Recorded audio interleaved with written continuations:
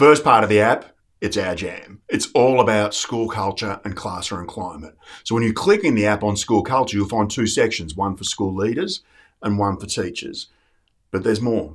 If you're interested in topics around restorative practices, around student behaviour, around high quality teaching and learning, and even about how to connect more meaningfully and effectively with parents and carers, then all of that is waiting for you in the school culture and climate section. Another section of the Real Schools app is all about you. It's all around teacher wellbeing and making sure that you have the opportunity to show up in your school in your best possible state, your best condition to do your best work.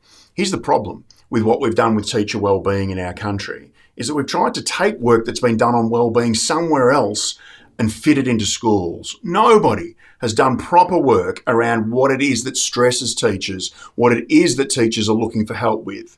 And that's what we've done. We've identified 5 key domains that comprise fantastic teacher wellbeing. They include looking at our physical self, looking at our learning self, looking at our connected self, our mindful self, and our purposeful self. And when we attend in a really practical way to those areas, you have the opportunity to be at your very best every single day.